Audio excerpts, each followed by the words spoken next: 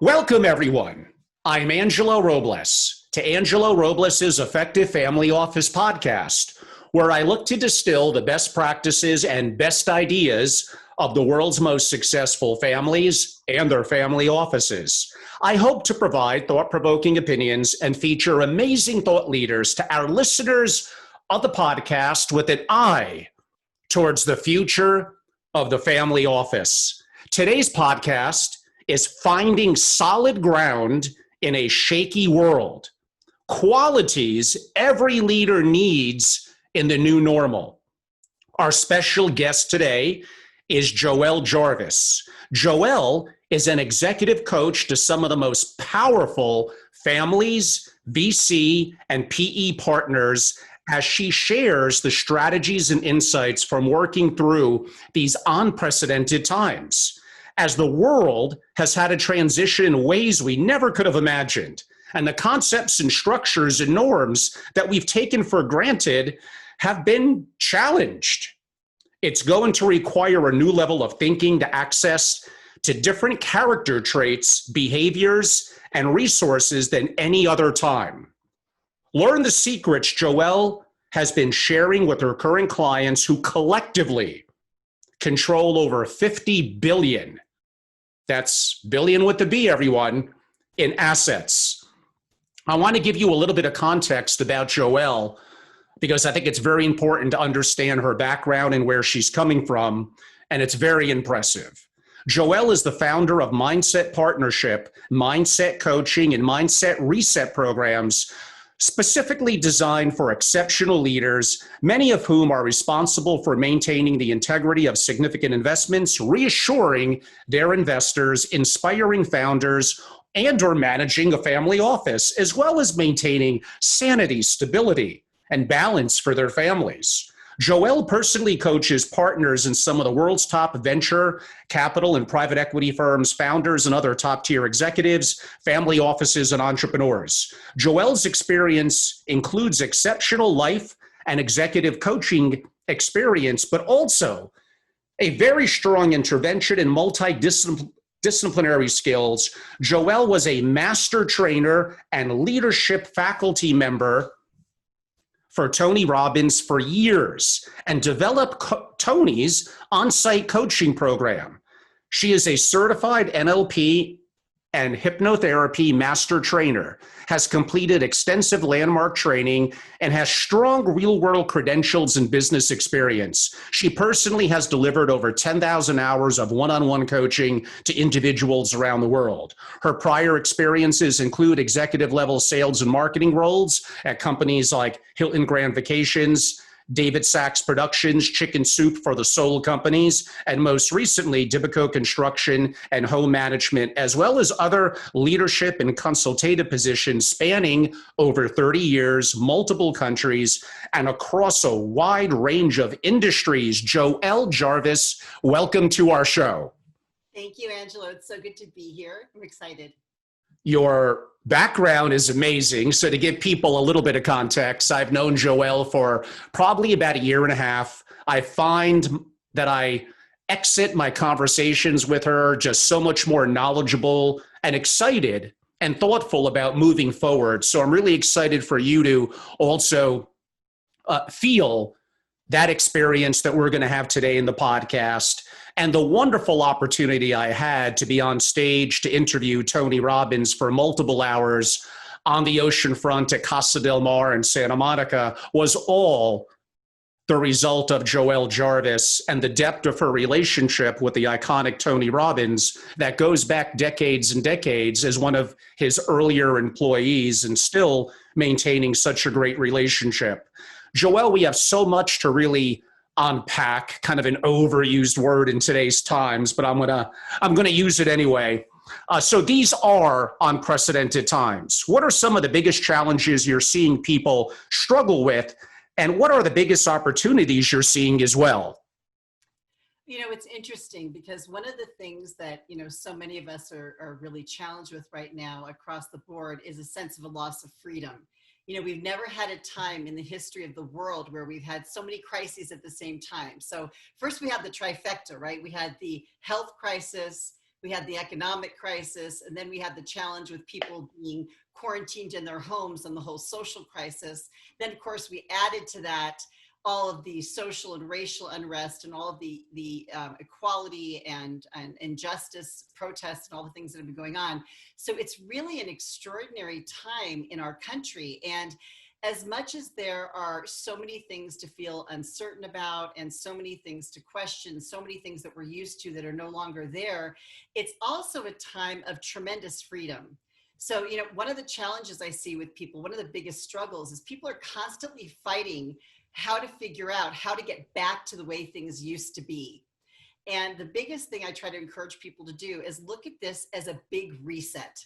It's an opportunity where all bets are off. None of us are any more of an expert in what to do in these times than anyone else. So it's an opportunity, they have those commercials for one of the gym chains and they say it's a judgment-free zone.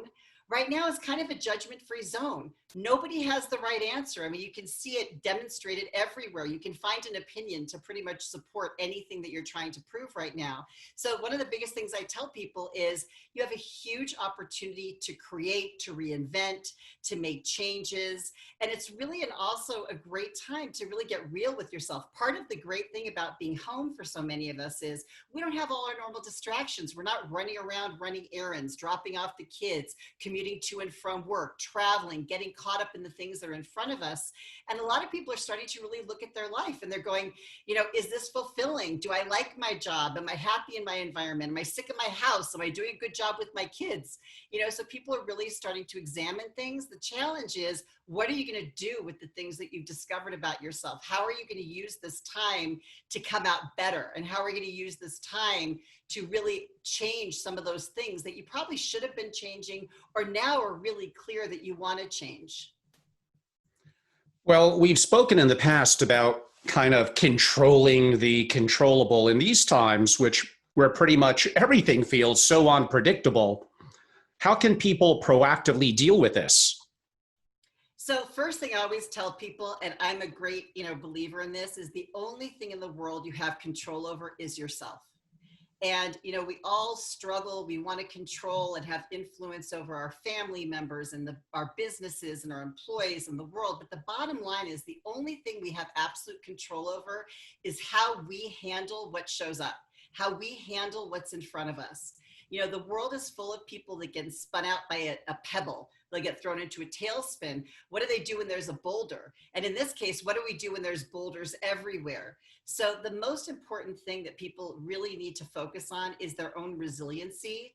The other thing, and we're going to talk about that more in some of the questions, but the other thing that's really important, and you and I were talking about this just before we came on, is the importance of creating structure.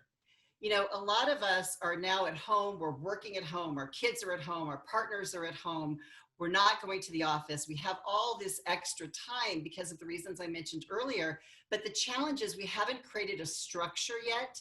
We don't have our routines in place. And so what's happening is we're kind of doing whatever's in front of us. And that is obviously the least effective way to be. We want to be able to do the things that are most important, not the things that are clamoring necessarily for our attention. They may not be the biggest bang for our buck. So a lot of what I work on with people is figuring out how do you master and manage your own state, which we're going to talk about.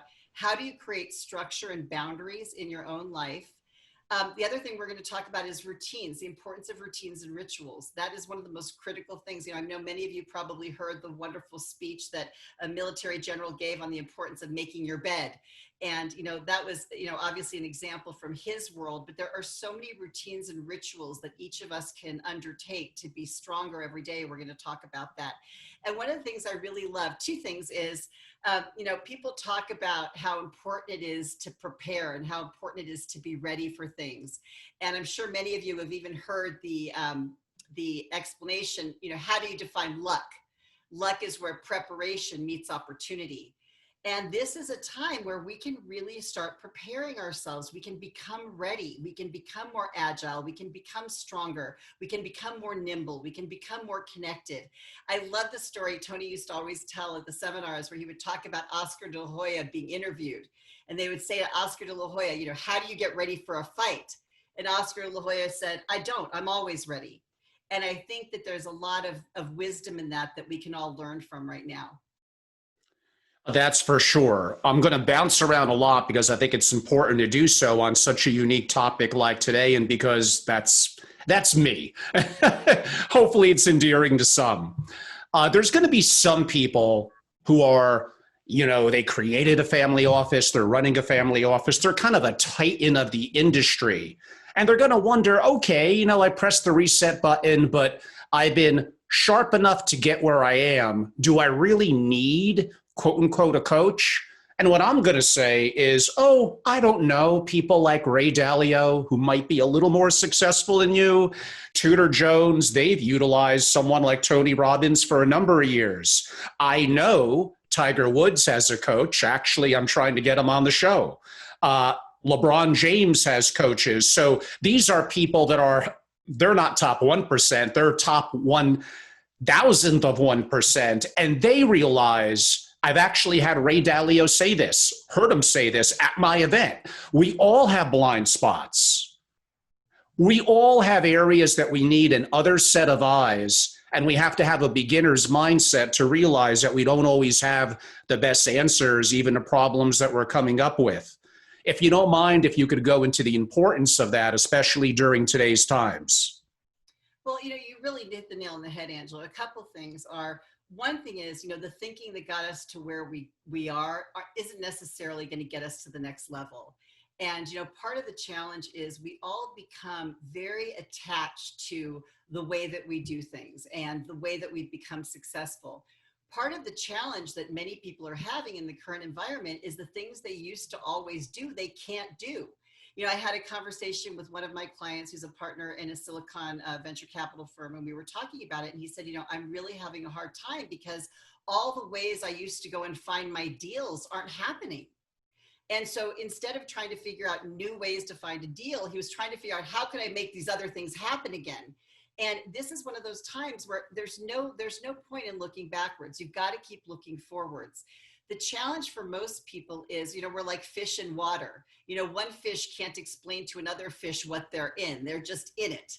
So, one of the values of having an outside coach is being able to kind of look at it from outside and say, this is what I see. One of the best things I learned from Tony Robbins, who is the best at it in the world, and so much of what I've learned is from him, and I will continue to credit him always. And I'm so grateful for the things he taught me, for things in my own life, which I'll explain. But, one of the things is that we continually keep running the same patterns over and over again. Tony is incredible at recognizing patterns. A good coach is incredible at recognizing patterns. And they'll be able to say to you, without the story, without the emotion, without your agenda, without your vested interest, hey, I see you're running this pattern again. I saw you doing it in this other area, and this is something that I think we can work on. And again, I have this with my clients. I had a client recently who we were talking about some issues and challenges he was having, again, a partner in a private equity firm. And he was frustrated because he was getting some feedback he didn't like. And the things that he was getting feedback on were things that we'd been talking about for months. And I was trying to say to him, this is your pattern, you're doing it. And he kept fighting against it and fighting against it. Finally, when he got feedback from a third party, he was like, you know what? I am doing this. I'm open. Now we can work on the pattern. So part of it is just having someone who's that second set of eyes. The other thing too is it's freedom. For a lot of family office leaders, for a lot of leaders in industry, it's very difficult to express your concerns to somebody without being judged. It's difficult to have a safe space where you can run things through, run ideas through, admit what's really going on with you. I have a client who is at the top of his game. He couldn't want a better position. He's making a ridiculous amount of money. He has absolute freedom in his life, but he's hungry for what's next. It's not challenging anymore. And it's not that he wants to leave what he's doing, but he's feeling like there's something more, like he has a larger contribution to make. So sometimes it's just helping people talk through some of the things that they really don't want to talk about with other people. And certainly in times like this, where if you're the leader of a business or an industry, I had several of my clients call me and say, how do I handle the issue of what's going on with race with my employees? How do I handle it with my clients? Do I say something? Do I not say something? There's been so many things that have come up. How do I deal with people's concerns about their family during COVID versus our need for them in the office versus our not needing them? So there's a lot of things that having an outside person to talk to can really make a difference. And in the case of someone like me, I'm very feisty, so I tend to push them a little bit. But the awesome thing about a great coach too is they have no agenda other than your own. They don't have a horse in the race. They have nothing at stake. Their only job is to help you to get from where you are to where you want to go. They're like a GPS system. They don't care how you got there. They don't care what you did before. All they care about is where are we and where are you headed? And that's one of the greatest values you can have in a strong coach. I agree in the value that you hinted earlier of having routines, but you did give an example with Tony where a pattern is kind of like a routine. Suppose we're doing routines that are not optimal, especially during today's times, or simply they've grown stale. I'm assuming we don't do the same routine we were 18 that we're doing when we're 60. Things change, we change, our goals change. 100%. And one of the things that's really important with creating routines, and you and I talked about this a little bit earlier, you talk a lot, I think Lonnie had started it about values, mission, and vision. We were talking about that a little bit earlier. I look at it a little bit differently, which is vision, values, and vehicles. And the reason I look at it that way is because your vision continues to evolve. And as you know, the things that I wanted in my 20s versus the things I wanted in my 30s, my 40s, and now my over 40s have changed. So it's very important to continually update our vision. It's very important to continually be aware of what that next level is for us.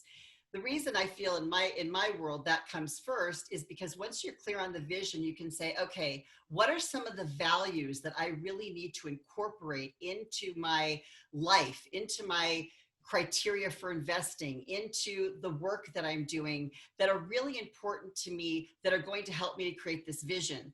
And then from that, you start looking at the vehicles. And one of your vehicles that you can use to help to get you moving forward is your routines and rituals. So if a routine and ritual becomes old hat and it's not working for you, it's not creating that result that you want, it's really important to change it. The other thing that I'll touch on too is, we talk a lot about vision and how we align to that vision. A lot of people, especially in our world, are very goals driven. They're very results driven, right? They're trying to boom, boom, boom, get to the result. What's changed a little bit about this time is our timeline has changed tremendously. So whereas maybe you'd set a 1-year goal or a 2-year goal, our kind of goals are a little bit squishy because kind of like Gina Sanchez was saying yesterday, what we thought might have been a 6-month lull could be a 12-month lull, a 24-month lull. So the other thing I'm really encouraging people to do is to create a 3 to 5 year vision and then to create 90-day action plans. So you want to make sure that whatever the routines are that you have in place are going to be supporting those 90-day actions to make sure that you're being efficient and effective in taking those actions. I would assume it's important to have what I would call systems, others would call processes. Yeah. I believe it helps to provide a framework coupled with routines to, as we mentioned, minimal energy to have maximum efficiency. How important are effectively systems/processes to you? Incredibly important, especially now. Again, because all the lines are so blurred and our time at home, our time at work, our social time, everything's kind of muddled.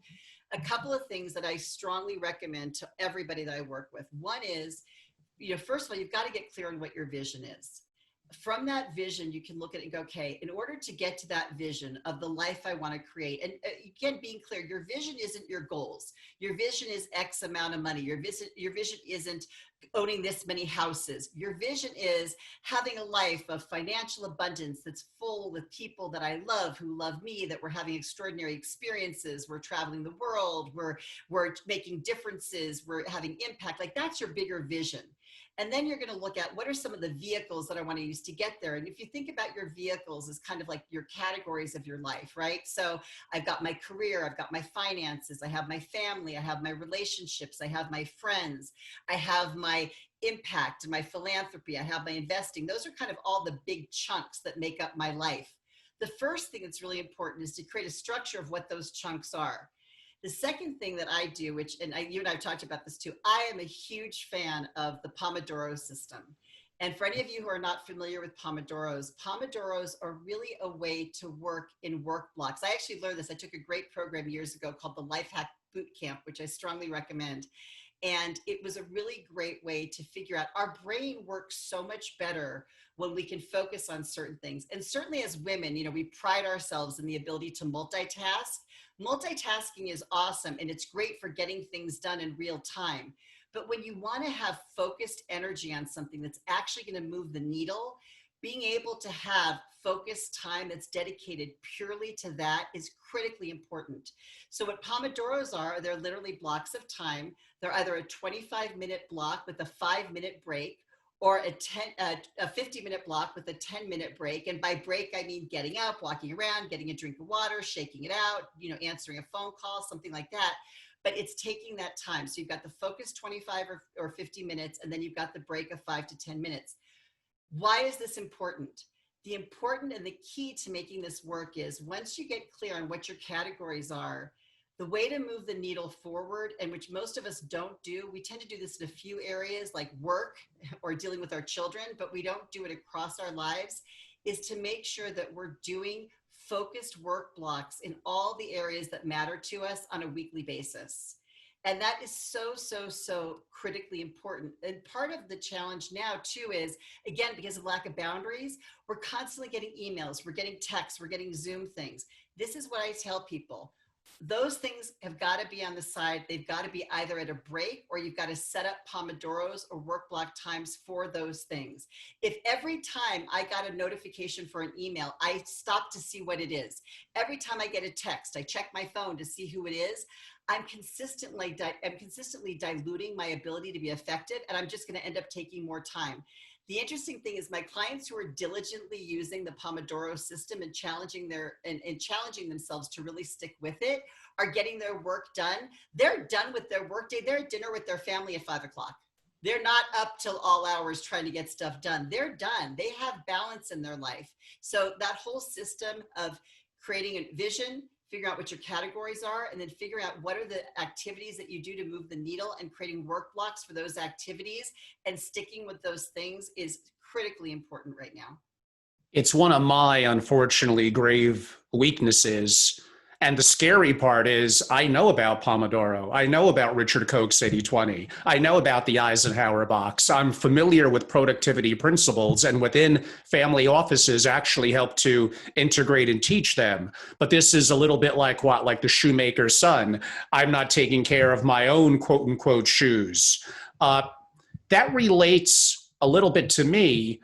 Yeah, the work-life balance and all that, of course, especially with the younger audience today, that appears to be a very important thing to them. So how do you get your clients, okay, here's the techniques to be more productive, and you're going to be more efficient in your time, but how do you get them to actually do it? Like someone like me knows about it, I just don't do it. So a couple of things that really are important, and we keep coming back to it. And I tell this to my clients, and they usually don't believe me until it hits them over the head. First of all, you've got to have a clear vision, and it's got to be compelling. And that vision has to incorporate everything you want in your life and something that really lights you up. If you read your goals and they just seem like a laundry list of things and you're not emotionally connected, they're not going to inspire you. I always used to give the example. I used to do a lot of sessions for Tony, and I used to always give the example of, if I've got a vacation planned in 3 months, you remember back in the days when we took vacations, if I had a vacation planned in 3 months and I knew I was going to be in a bikini, I've got this goal to be in great shape in time for my vacation. But if you're standing in front of me with a piece of chocolate cake, that piece of chocolate cake is much more real to me in that moment and much more compelling to me than that 3-month away vacation being in the bikini. So part of it is you've got to have your vision front and center and part of your day every day. How do you do that? It comes back to your routines.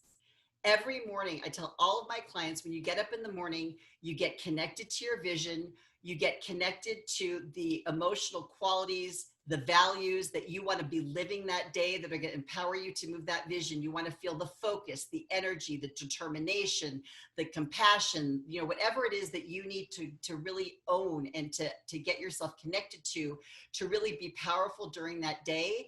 And then you do it with energy. You know, this is, you know, classic Tony Robbins 101. You create anchors, you do it with music, you get your physiology engaged.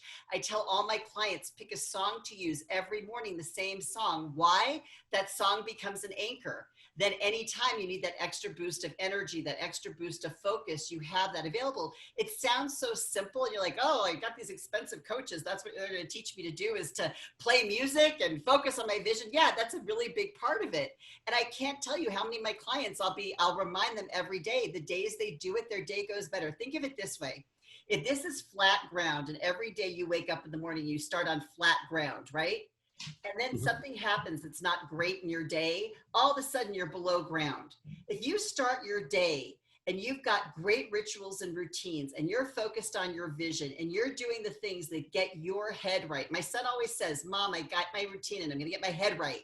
If you can get your head right, now you're starting your day up here. So what happens if something that isn't great happens? It might take you down a notch. It might even take you down a couple notches, but look how much better you are equipped to deal with whatever shows up in front of you by getting yourself into that state. We've all had that feeling that we have when we just closed a deal. We had a great call. We had a win. We know what that feeling is. And we know that after that feeling, we feel like we can do anything. That's how you want to start your day. That's the best way that you can do what you need to do and stay on track. When you're in that space, you want to take the right action.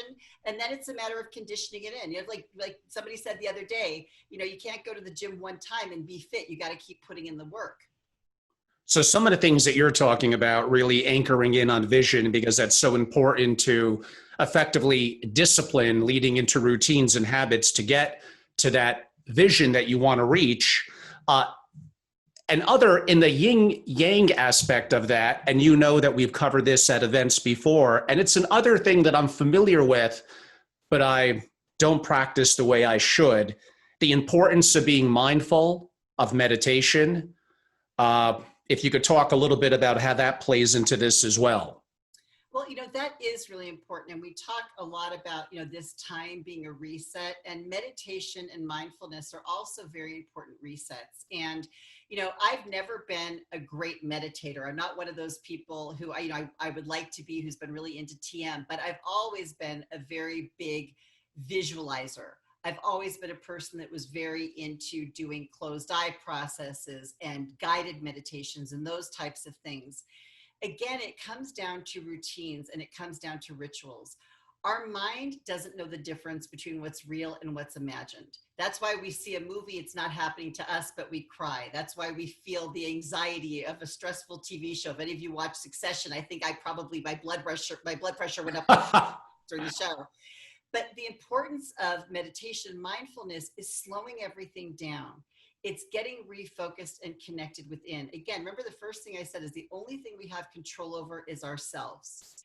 Mindfulness, meditation slows you down. It connects you to your breathing. It connects you to your center. It puts you in a better place. It quiets your internal self-dialogue, which again is one of the biggest things that, you know, is a challenge for people is their old beliefs. And certainly at a time like this, like we talked about in the beginning, when they keep comparing now to the past, quieting that internal voice is really important. One of the things I'm a big fan of, anybody who has Audible, there's a great free meditation. It's called the Singing Bowl meditation.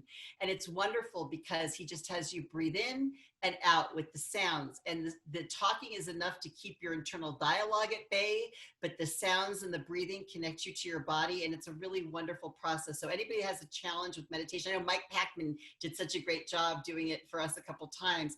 Anyone that wants to pursue something and's had a challenge, I recommend. There's so many great things out there with all the apps and everything. It's definitely worth doing. I do it every day. And in terms relating to all of this is going to be the importance of decision making. And I learned a couple of acronyms for a gentleman named Tim Kite: BCD, never, blame, complain, defend, and ERO, which relates to what you said. The event is going to be, the outcome of an event is going to be determined by the event, plus your response helps to determine the outcome. That's the ERO. So there's one important thing that stands in the way of many of that, and that would be our emotions, but we're human beings. How do we disassociate ourselves from an emotion that is going to cause us to make a bad decision? And how do we calm our mind, yet stay focused on our vision and our processes to make the right decisions, never perfectly, but more often than not? So a couple of things. First, I'm going to quote Tony Robbins again, which is any decision based out of fear is inevitably the wrong decision. One of the most important things, as you said, is, being able to control your emotions. A couple of things that really are going to help with that, especially, and I deal with this a lot with my clients because they're making huge financial decisions, whether or not they're going to back a company, that type of thing. First thing is, what I really invite people to do is to look at the situation objectively. Pretend somebody else was telling you the story. Why? Because it's not the event or the situation that we're struggling with. It's our story about it. So for example, I'll say to somebody, if they got an email and they're upset about the email, I'll say, pretend the email came from somebody else that you don't have this story about. Pretend I sent it to you. Would you still have this emotional reaction? Or if they're looking at a deal and they've got some negative beliefs because they had done a deal like this in the past and it didn't work out well, and they're not sure if they're actually seeing the virtues of this founder and this opportunity, or if they're being limited by their own beliefs, I'll say the same thing. Pretend it was somebody you really care about who came to you and showed you this deal and said, what do you think about it for them? So one of the best things I really encourage people to do is to distance themselves from it. There's a lot of work that we do, in coaching. I do a lot of work with people in ending their stories and breaking their limiting patterns and all that kind of stuff. That takes work and it takes time and it takes effort. In the short term, this is a quick life hack for everybody. Distance the communication or the situation from the one that you have the story about and look at it objectively. If you can't do it, have someone else do it with you. Have someone read you the email like it's coming for them. I did this with a client of mine who had an upsetting email from somebody, and I said, pretend the email was from this other person that they really liked. Her whole story about what she had told me was in the email was completely made up, because when I read the email, I didn't see anything that she saw. So part of it, one of the key things, and we'll talk about this even more, is perspective. Being able to distance yourself, take your story out. And it's so important now more than ever, because so much of our story is based on the old paradigm. The old paradigm isn't just not available, it just doesn't exist right now. Everything's shifted, everything's changed. That's very exciting. We have an opportunity now to make incredible changes. I mean, I was hearing, I think Gina said this yesterday, the changes that we thought were going to happen in the workplace in the next decade happened in 3 months. So, all the old stories that we have about what we can and can't do, our limiting behavior, people won't support this, it's not a good idea, this and that, it's all BS, and I won't use the words, but it's all BS. It's all an old story that isn't necessarily relevant in this environment. So the more you can distance yourself from it and be objective, the more successful you'll be. What are the most important things that we can all do right now to maximize our opportunity to emerge stronger, healthier, more connected, and effectively more successful throughout this process? I'm going to go back to what I said earlier, which is basically, again, having that 3 to 5 year vision and then having a 90-day plan. I strongly recommend, and Gina said this too yesterday, she was talking about how in the investment world too, taking that longer view and then making a shorter term play. And I think you had asked some questions about that as well. That's really what people need to be thinking about, is what's the longer term vision and what's my 90-day plan? The other thing I encourage people to ask themselves is, what could prevent me from achieving this? What are the things that potentially could prevent me? It could be that they don't have the resources, or they don't have the time, they don't have the expertise, they don't have the right people, they have limiting beliefs about it, limiting behavior, whatever that is. Try to think of some of the things that could prevent them from achieving it, and then look for what are some of the mitigating things you can do. What are the people you could bring in? What would be an empowering new belief you could have? And again, beliefs are interesting. Beliefs are just a feeling of certainty. I would venture to say that right now I could find data to back up any belief on pretty much any side of any argument that our country is going through right now. Everybody's very justified and has lots of data and lots of ammunition for their position. So you know what I always tell people? I always say, if you're going to choose what your beliefs are, choose the one that serves you. And there was a great thing, anybody who saw Shallow Hal, which again, Tony thing, but in the movie Shallow Hal, that if you remember, Tony cast a spell on Jack Black where all of a sudden he can only see the internal beauty of everyone, and he no longer sees their being overweight or their being in some way less attractive than the women he would normally go for. And he falls in love with someone. And his friend Jason Alexander is trying to prevent him from making this terrible mistake and ruining his life. So he goes back to Tony and he finds out how to reverse the spell. So he goes back to Jack Black and he reverses the spell. So now he can see things as they quote unquote really are. And Jack Black is furious with him. And he says, dude, why did you do that to me? And Jason Alexander says to him, dude, it wasn't real. And Jack Black says to him, it was real for me. And that's the thing I really want everyone to hit home is the beliefs that you choose to focus on will be real for you and they will determine your action.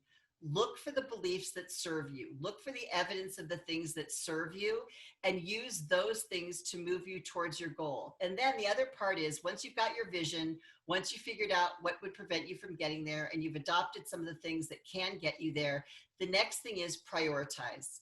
So there's a great story, and I think it may have been Wayne Dyer that used to talk about it, maybe Stephen Covey, about if you want to put a lot of rocks and a lot of sand in a jar, if you put the sand in first, you're never going to fit in the rocks. But if you put the big rocks in first and then you pour the sand over, everything will fit. It's no different with our lives. You got to put the big rocks in first. The important things, the things that move the needle, the things that bring you closer to your family, the things that bring you closer to your vision, the things that give you the impact that you want, the things that manage your health. Put those things in first. What do I mean by that? When you're scheduling your week, before you get distracted, before the phone calls, the emails, everything, put in blocks of time for all the big rocks. Put those in first. Then you can fill in the sand around the rest. There's plenty of sand. But put the big rocks in first. That will make a big, big difference. And you covered the first part of my upcoming question, but perhaps not the second part. I'll just read the whole thing anyway. I'd like to talk a little about, which you have done on values, mission, and behavior. You talk about values, vision, and vehicles, which we went over. Can you explain in more detail what you mean by that? But really the big part is also how important is it that you say restore the loss when making a behavioral change? Why is that so important? So one of the things that, all of us are familiar with is a lot of times people want to make a change, like they'll stop smoking and they stop smoking and then they end up eating more. Or, they stop a certain behavior and they end up doing something else that's not helpful in their life. The thing that we talked about earlier, so, we have our vision, and we have our values, and then we find ways to get us there. So let me give you an easy example. So let's say my goal was to lose weight, right? And I say, okay, the way I'm going to lose weight is I'm going to run every day. So I start out the first few days, the first few weeks, I'm running, it's going great, blah, blah, blah. Then the weather changes and it's cold and I don't want to run anymore. But was my goal ever to run? No. My goal was to lose weight. How many ways are there to lose weight? An infinite number of ways to lose weight. So I always say to people, don't be attached to the vehicle. Be attached to your vision and live your values, but be flexible on the vehicle. But here's the thing with the vehicle, which is so important about restoring the loss. If I'm going to say, for example, this is really critical right now. So think about our world. So what are some of the losses that we're all experiencing? We're feeling a loss of connection to our friends, right? We're feeling a loss of connection to our social circles. We're feeling loss of connection to our colleagues, our business circles. We're feeling a loss of adventure, a loss of travel. If we go back to our world and starting with Maslow and then leading to Tony Robbins and talking about the hierarchy of needs. So basically we talk about having 6 human needs: the needs for love and connection, the need for security, the need for variety, the need for significance, the need for contribution, and the need for growth. If we're going to take a vehicle that meets certain needs for us and we're going to get rid of it, or we've lost it, we need to restore the loss. So for example, people who are more isolated right now and feeling like they're cut off from their social circles, how are they doing that? They're doing it with Zoom calls. They're doing it with socially distanced meetings. They're maybe going for a walk. They're doing some of those types of things. If they want to, for example, I'll give you another example. Feeling like they're accomplishing things, having significance from their work, feeling like they're not getting things done. putting in place some of the things that we're talking about, like having structure. So you're actually moving through and accomplishing things, gives you that feeling of significance back. When you're changing a behavior, for example, like I have a client who was trying to make a change with medication that they were on. And when they were taking themselves off the medication, they were replacing it with caffeine. And so what we had to do is we had to find a different way to get her energy that would restore the loss of what she was getting, but not send her down a different road that wasn't helpful. So whenever you want to make a change, you've got to look at what's really going on. This is also very important in behavior with a friend or a colleague or a business person. Again, so I was dealing with one of my clients who had a challenge with one of their people at work. And part of the issue was that the person they were dealing with felt like they were constantly second guessing them. And one of those person's most important needs was a need for significance. So how could this client of mine be offering their opinion and having a contrary opinion, but still give this other person the experience of being significant? Well, we figured out a way to do it. I so appreciate your way of doing this. I've learned so much from your expertise. I was thinking, I'd love to run this idea by you. So just figuring out, how do you keep giving the person what they need, and how do you keep giving yourself what you need? You can't take something away without replacing it with something else and have it be effective and sustainable. As we discussed, you work with several top private equity and venture capital partners who invest and basically make educated bets on their portfolio companies, often in a large part based on their confidence in the founder. What are some of the character traits that have been increasingly critical to identify in a founder and to develop themselves as an effective leader in these unprecedented times? So this is really interesting. So one of the things, how this first started was I had a client who has a portfolio of companies in a venture capital firm, and it was time for their review. And this was a few months ago. And what we ended up doing was kind of going through each of the companies and each of the founders and kind of analyzing what their strengths and weaknesses were. And what ended up happening was that sorry, I had housekeeping coming. What ended up happening is that we realized that some of the qualities that they had really admired in some of these founders initially, and some of the things that were kind of sexy and interesting things that they were looking for in this new world where we don't have the same kind of certainty in our trajectory, those qualities weren't really working. So I'll just kind of run through some of the things that we came up with. The first one was having them use this time to get really clear on their vision for the business and owning the business. And this is also, of course, true for families. You got to get really clear on what you're trying to accomplish. You've got to have a stake in the ground and be able to make decisions against it. Otherwise, it's like you're playing a game with no time clock, no scoreboard. You're just out there efforting and you don't really know what you're trying to get to, and you have nothing to measure against. So first thing is, you've really got to own the vision. The second thing is, you've got to make real decisions. Again, one of the beauties of this time for a family, for a business, for whomever is, you can make a lot of decisions that maybe you should have made a long time ago, but you didn't for a variety of reasons.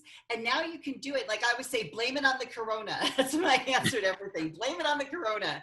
So sometimes it's making decisions for different changes of staff members. Sometimes it's changing the trajectory of a business, changing your investment strategy. And oftentimes those are things that you needed to do before, but you just didn't do them because you weren't pushed against it. Interestingly enough, Tony Robbins is doing some really cool things online right now with some live Zoom seminars and some really neat things where he's got thousands of people participating live.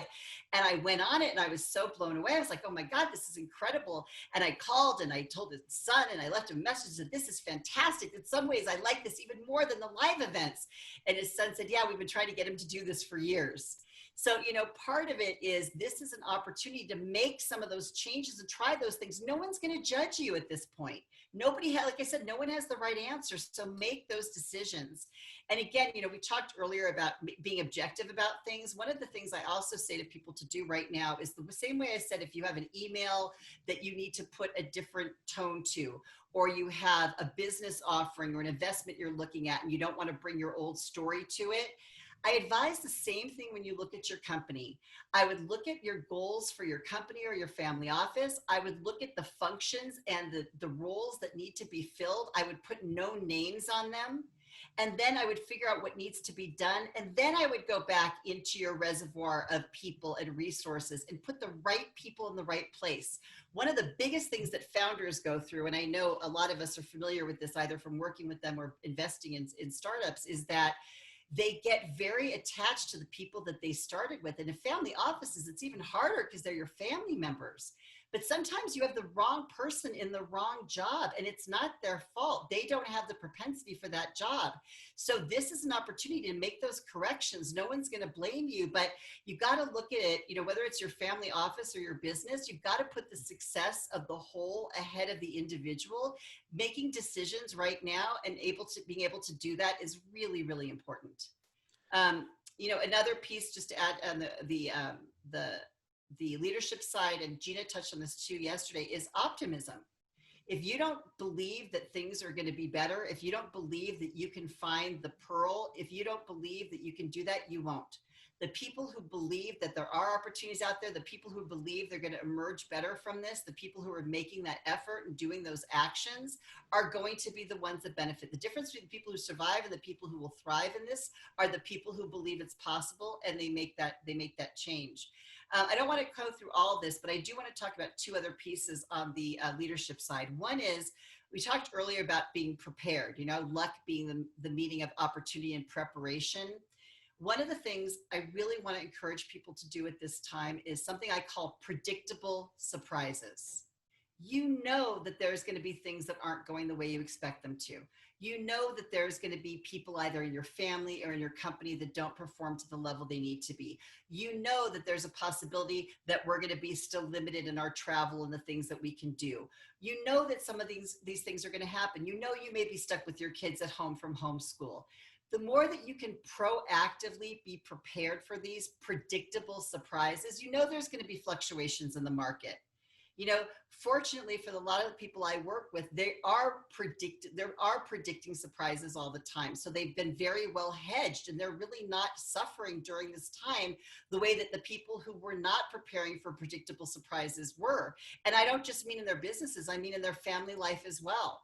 So, those are things. And even in just relationships, and I'll tell you this, I have a couple that I work with, both very successful. She's successful in entertainment. He's successful in finance. And one of the things that's a predictable surprise is she tends to run late. And every time she runs late, he gets upset. It's a predictable surprise. It's going to happen. So one of the things we've been working on are what are the things that you guys both know the other one's probably going to maybe do, and how can you proactively prepare for that and be ready? So it crosses all context. The last thing I want to just bring up on the leadership side is the big thing that we're all so tempted to do, and I spoke about it earlier, is we're so tempted to look back and compare to what we can't do, where we can't go, how we can't be free, all these different things. So this is my saying for this: don't lament, reinvent. Don't lament, reinvent.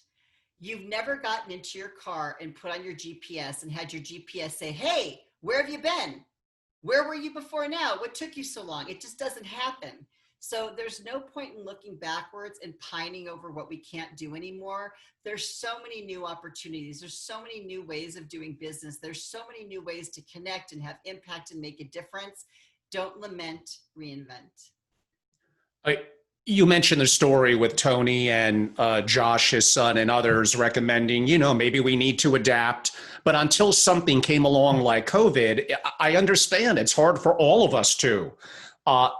In this age of COVID, especially now that we're remote, everything is more digital, do families need not to pay, I'm not going to say the words to pay more attention to the younger generation. They should have been talking, communicating, collaborating all along. But is this an opportunity for that next generation to, let's use the word, to step up, whether it's the family itself, the family enterprise, the family office, and for the elders to listen and to adapt, and for both of them to work in better harmony than generally what I see so far?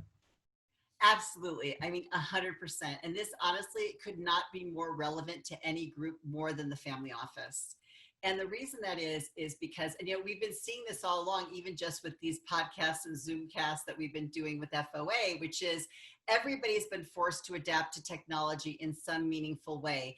And I'm, pretty sure a lot of them are reaching out to their children and grandchildren to help them get, set up and on board and all that kind of stuff and start to do it. But the biggest thing is, like I said earlier, this is a time where nobody has the right answer.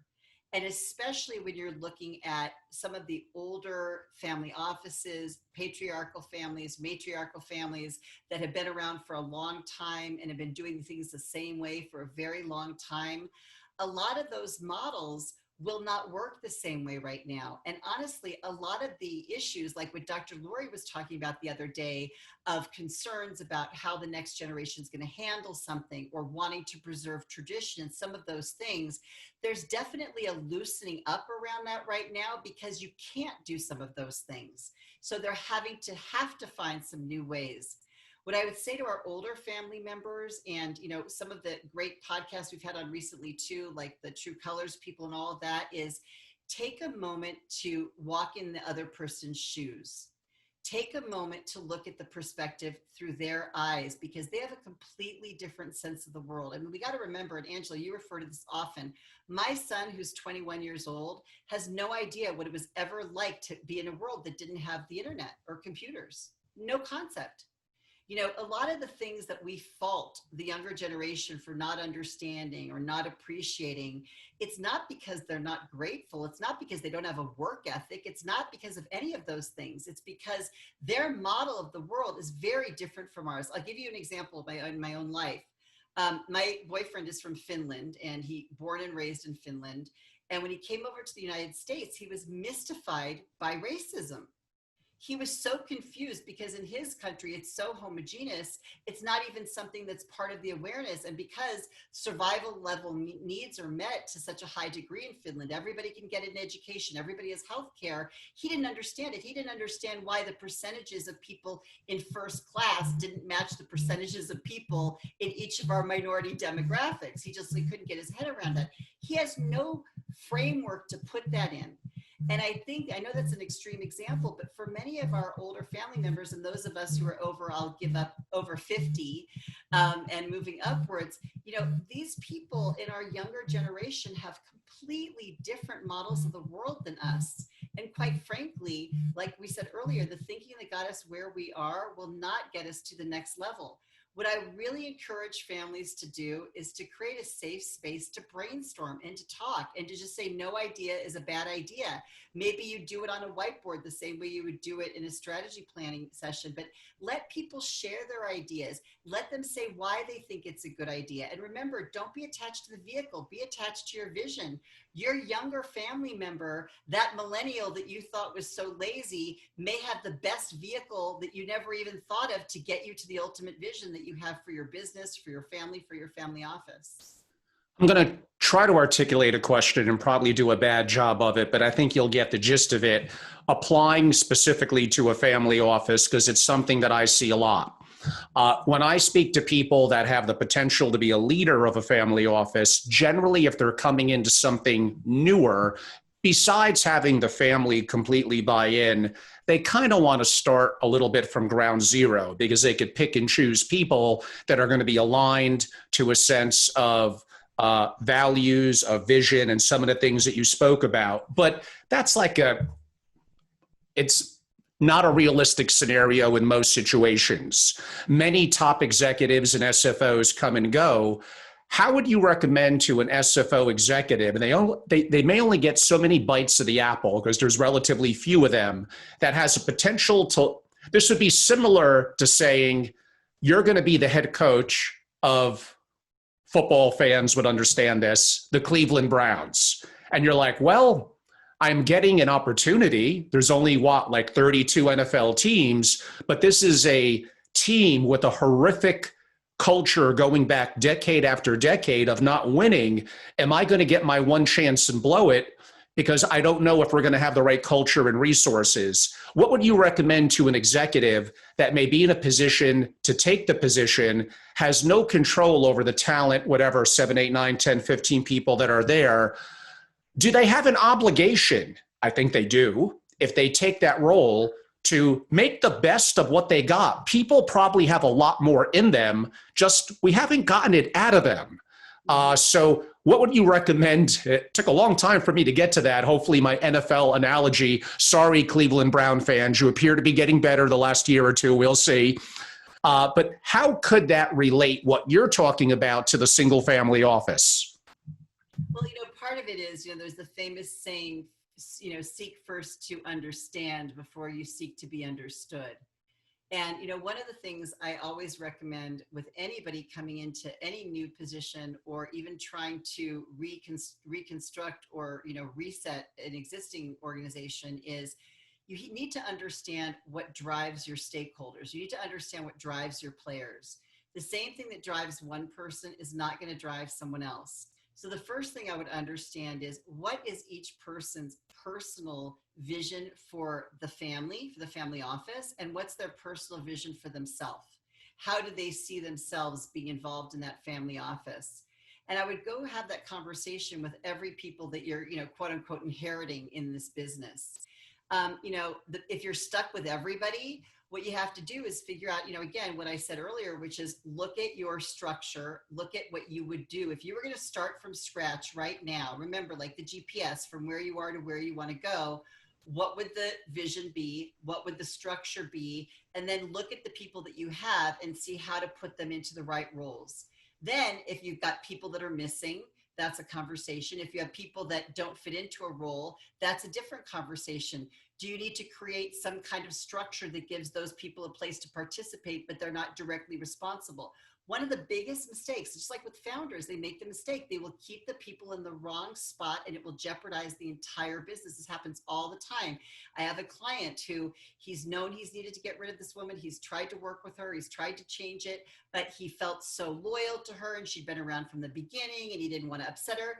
And so we wanted to keep her out of respect, but we needed to move her into a different job or he wasn't going to hit the numbers he needed to hit with the burn run that he has. So it's really, really important to make sure that you're getting people first to understand what it is that they want. Second is to understand what's possible for them to do, based on what you understand about them. And then the third is to support them in getting the best out of them. How do you do that? By tapping into what drives them. So we talked a little bit about their 6 human needs.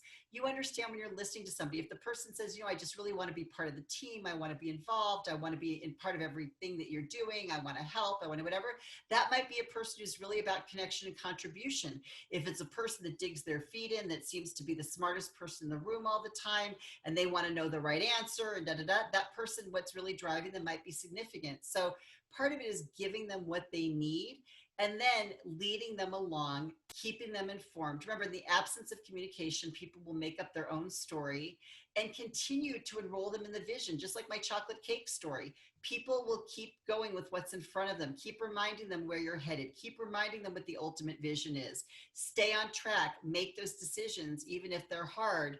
But that is the best advice that I can give. The worst mistake that people can make is to go in, not understand and appreciate the people that they're dealing with, and try to force them into doing things because they're the new boss. From that, you will get one of 3 things. You will either get malicious compliance where people will go along with it even though they disagree. You'll get passive aggressive where people will appear to go along with it, but they'll be undermining you. Or the third option is either you'll leave or you'll be out. So, the best way to do it is to get people involved, but get them involved in a way. The number one thing is you've got to keep making progress towards your vision. The vehicles can change, the players can change, their roles can change. Stay steadfast in where you're trying to get them to go. Let that be the measure that you make all your decisions against and all your communication against. We have been talking a lot recently, like I said, to start off the podcast about how our family members and SFOs and advisors can get stronger as individuals and as a unit. We've had Lonnie Ginger on talking about family mission and values. You mentioned Dr. Laurie, who's been great about advising families to prevent conflict and potential polarization.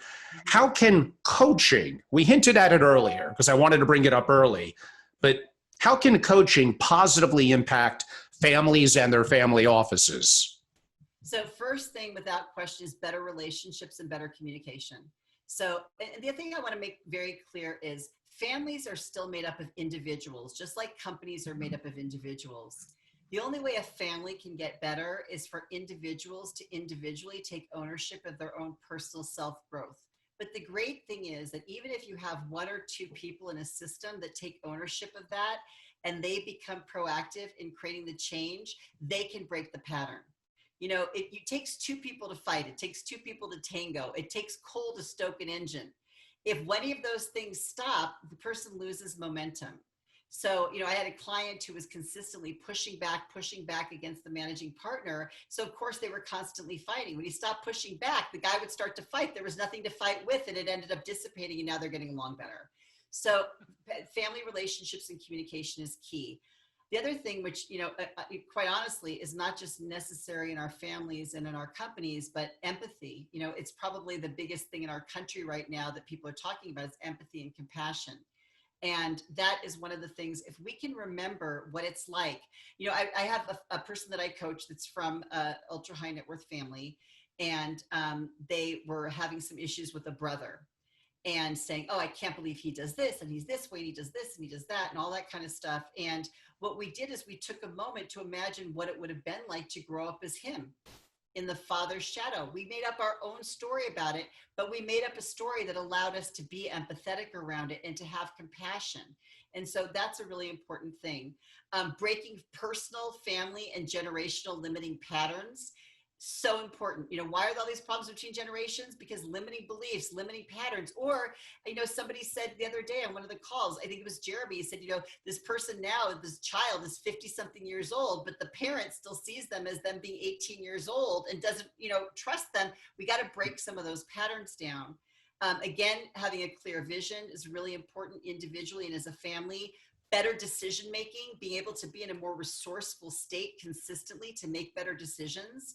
Building emotional muscle. It's so important. You know, I didn't share my own story, but I was widowed by the time I was 34. My mom died of cancer a few years later. Then in 2008, when the housing crisis came, I lost all my money. I had like one thing after another, and it would be perfectly acceptable for me to be sitting home and going, oh my gosh, I can't believe this happened to me. Oh my gosh. But like I always say to anybody I'm talking to, when they tell me they're, you know, we all have a sad story. Every one of us has been through things in our life that were unpleasant. But the question I have is, okay, great, you can tell me the story and that feeling bad would be justified, but what does it get you? It gets you nothing. What gets you what you want is building emotional muscle. What gets you what you want is resiliency. How do you do that? You have a clear vision and a strong purpose, and that moves you forward. And then the other reason coaching is so important is it makes you make consistent progress in all the areas of your life. For most of us, we deal with the crisis part of our life. We deal with the part of our life that's screaming the loudest. If our health's out of whack, we focus on our health. If our relationship's out of whack, we focus on our relationship. Everything else falls by the wayside. Then our next crisis is cleanup. We have to clean up all the stuff that we let go while we were dealing with the problem. So that's one of the big pieces, is making sure we're making consistent progress in all the parts of our life. Well, we're really excited to have joined forces with Joelle and the Mindset Partnership to offer resources, information, and programs to our members in some of the what may have been considered soft skills, which are now so critical in these uncertain times. Joelle, can you tell us a little bit about how coaching itself works? So this is my very sexy definition of coaching, Angela. Are you ready? I am ready. Okay, so for anyone who's ever gone bowling or gone bowling with a small child or a very uncoordinated adult, which I am in the uncoordinated adult, you will know that if you want to make sure that you hit something, right? What do? You ask the guy at the desk and he puts up the bumpers, right? The bumpers, yes. What you can't go in the gutter. You may not get a strike. You may not get a spare, but you're going to get something. You're not going to end up in the gutter. So the way I really look at coaching is, you know, us as coaches, the people that work with me, we're like bumpers for people. We help to keep you on track for your life. How do you do that? It's consistency and it's moving forward. So I always suggest to people, if they're going to work with any coach, whether it's me or people on my team, I have great people on my team, by the way, too. We have an upcoming event. Carmen Hughes is going to be playing the unconscious bias game with all of us called the American Dream, where we Yes, we look forward to that. I'm so excited. So we talk about diversity and how we can create compassion and things like that. I work with Emily Williams Devoto, who is a PhD, and she's got incredible business and entrepreneurial experience. So we all kind of are there to move you forward in those areas. Whoever you're working with, I suggest you always commit to at least 90 days. It takes 90 days to create momentum, to really give you a sense and a taste of it. Just like if you were going to the gym, you don't get a sense of it until you've been going for a while. It becomes a habit. You kind of get in your groove. Most of the time, what I recommend to people, and in our programs, we do two things. One is we'll do like a weekly main coaching session. Again, because in my world, I look at us as the bumpers. I always do a check-in with my people in the middle of the week to make sure that they're on track. And also I let my clients know, which is very different from a lot of other people, is I would much prefer they reach out to me between sessions if they've got something going on than to make a decision or take an action that we're going to have to clean up later. So that's kind of how the regular coaching works. And then the other thing that I really started working on, and a lot of it was for the family office, is coming up with what I call a leadership reset. And that's really taking kind of these 12 elements of what it takes to really be a leader in this environment and figure out how to apply them to your life, your personal and professional, and your family life, to make sure that you're implementing these new aspects. You know, the way I look at our character traits and our values is kind of like they're in our repertoire of how we show up every day. Like, I don't need coaching to be friendly and outgoing. I need coaching to know when to not talk. Do you know what I mean? We all have different things that we're working on.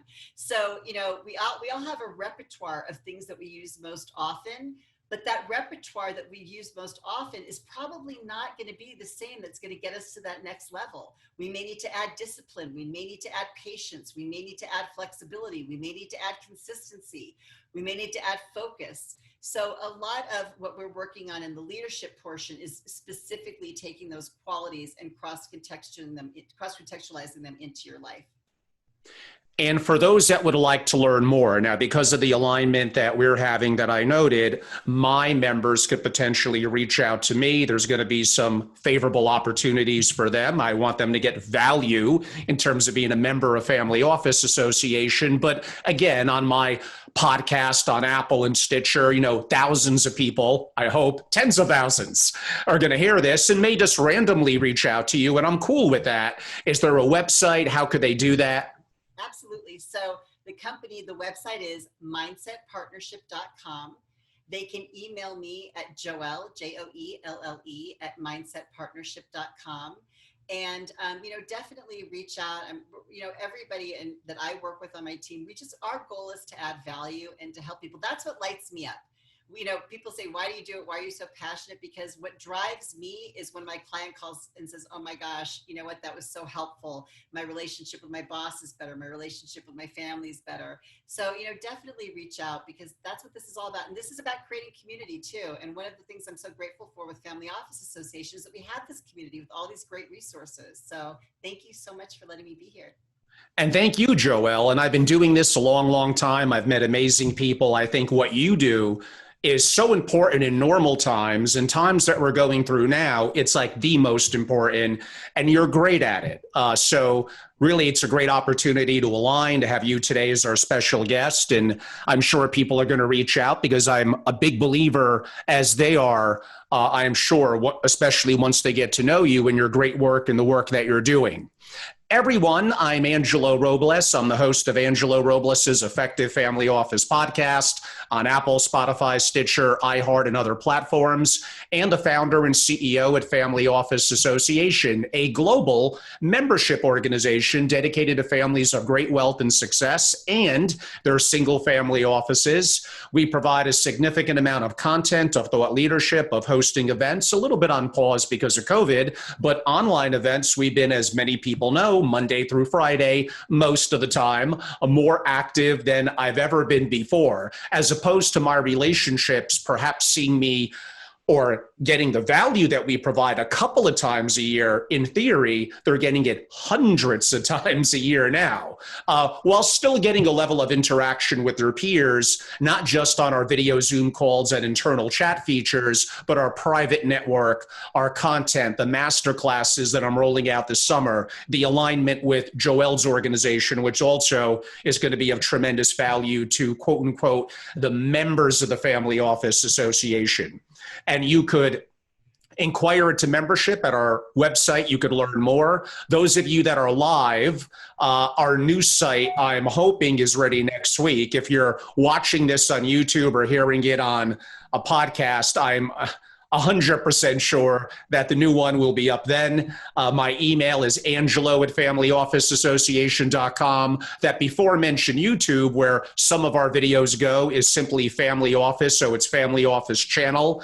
I'm very active on social media, mainly LinkedIn, but also the before mentioned YouTube and Instagram and even Twitter, so feel free to follow me there.